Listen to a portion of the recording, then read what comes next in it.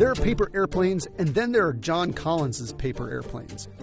Marvels that return to sender, sideways and somersaulting. A plane that seems to fly like a bat. And one that soars and soars. I'm John Collins, the paper airplane guy.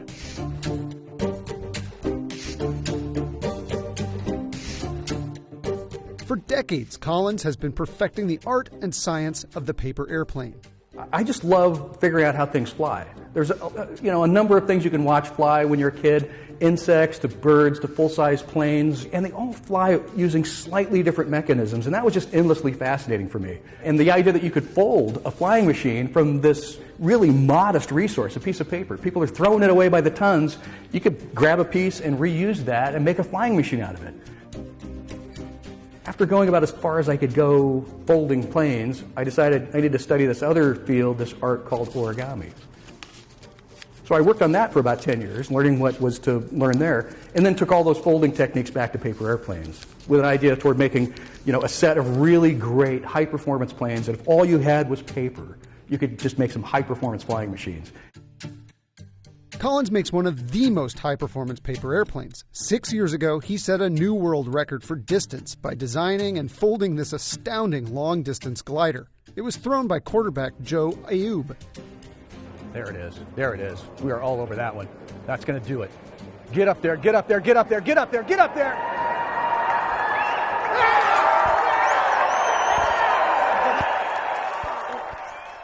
So we broke the distance record. The old record was 207 feet, 4 inches, and we threw 226 feet, 10 inches. We were the first glider to break that 200-foot barrier, to break out and set a distance record. It had all been done with ballistic darts, wings about this wide. Our plane has really wide wings. The old style, you'd throw it at a 45-degree angle and it would just crash into the finish line, just a parabolic arc.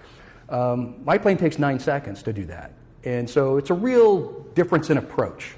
If you watch the world record throw, it gets launched level, climbs on its own, and then really flares and flies for that last third. So it's a real flying machine as opposed to the ballistic dart that could just roll any direction and just kind of crash. Collins stopped by the Wired studio to fly the distance glider and some of the other planes in his new book, The World Record Paper Airplane, and to demonstrate how a humble piece of paper can become any number of thrilling toys in minutes. People always think I have top secret paper here. So all my planes are designed with just regular old 8.5 by 11, 20-pound paper in mind. The basics are the basics. Accurate folding, line up the edges correctly, be really precise about what you're doing. And then overall symmetry is super important.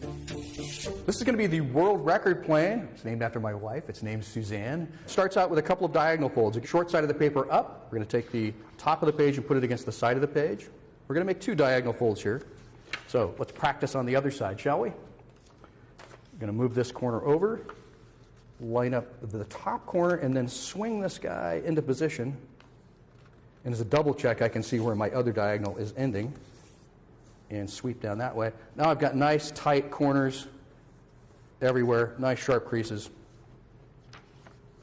We're going to take the right-hand edge just from the creased corner down to where this crease meets the edge of the page, and we're going to lay it against the diagonal fold. We're going to take this creased corner and bring it just to the end of this crease right here. Fold the top down, and now you'll see those diagonal folds on the other side.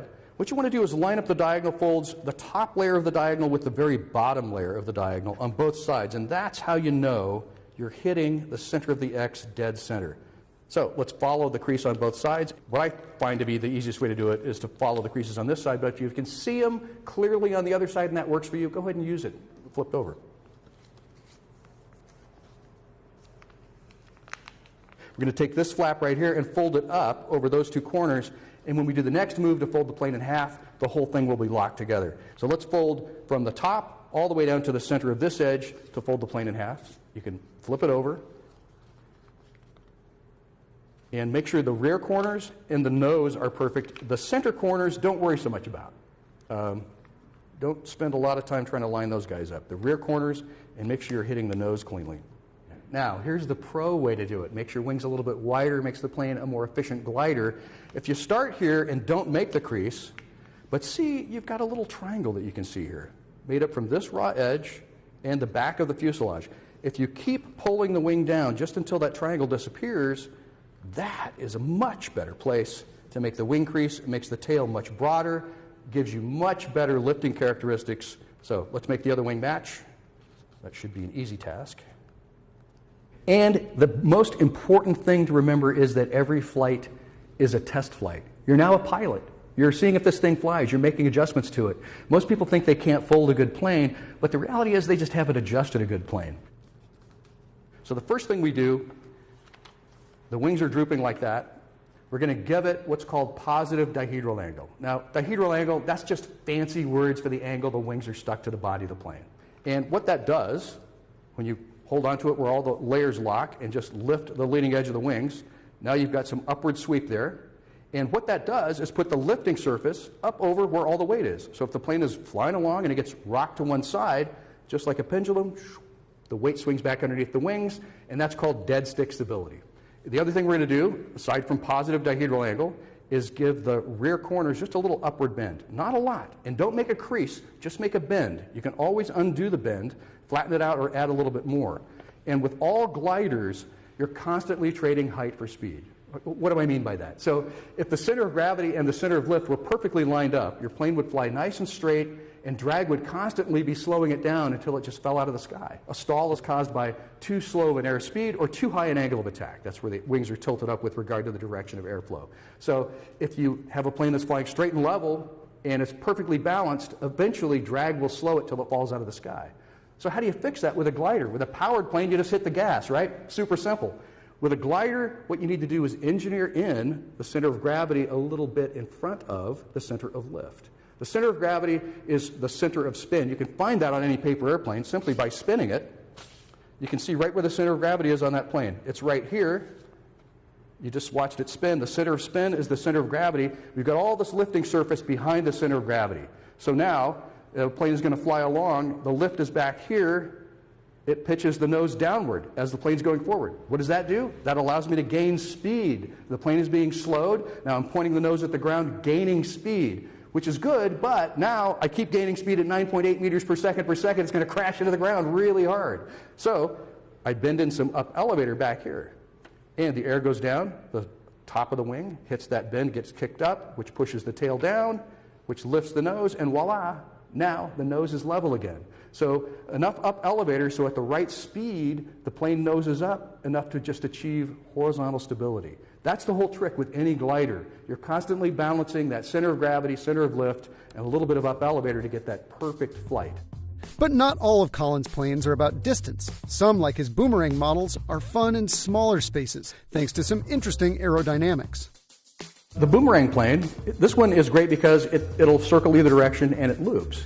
The basic trick with this one is that the center of gravity is very, very close to the center of lift. So all I need to do is add just a tiny bit of up elevator here. And the other thing has to do with something we talked about before, which is dihedral angle. Now, most good planes have positive dihedral, which gets the plane to rock back to neutral.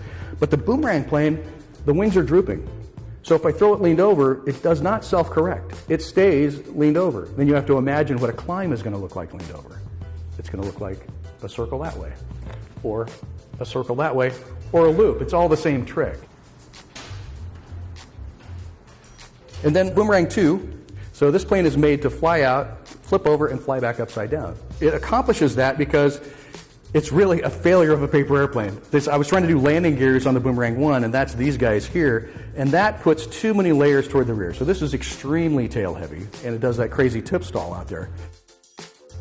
So flying out, positive dihedral on the way out. After the stall, positive dihedral angle on the way back. And then it's, toying again with all the adjusting. I'm bending the leading edge down a little bit, so when it's upside down, I'm getting a little scoop up to help the nose come back. And then I've got a little bit of up elevator here to help magnify that crazy tip stall out there. So it's this dance between what you do at the front and the back to get it to fly perfectly both ways. This is a really fun plane called the Bat plane. It was actually a design mistake. It's not what I was going to make. But it ended up doing something really weird when I threw it for the first time. The wings sort of oscillate when you throw it. So what's actually happening is the plane is going through a rapid series of stalls. It's a little bit tail heavy, and I've got too much up elevator here. So it flies and stalls, and as the body is flexible, the wings flex upward, at the top of the stall, no more pressure, the wings relax, and then it flies and stalls. Boy, I wish I could tell you the secret sauce to coming up with a new great paper airplane.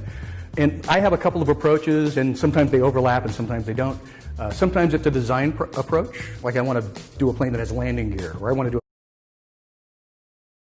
a plane that has a tunnel in the nose, or one that has a small wing in front. And so you bring sort of the origami skills to bear on that. And so you have to put in the time. And that's what I would say, to learn and compete with a plane, even as simple as this, you do have to put the time in to get to know the material and figure out how it works. Obviously, when it does exactly what you want, it's really kind of a cool feeling that you've made this really great flying machine out of just minimal materials. And it really doesn't matter if you don't get it back in some cases. It's the joy of that flight. Yeah, I'm a kid at heart. I am a 4-year-old or 5-year-old once again watching their plane just fly out of sight and having a moment. It's pretty fun.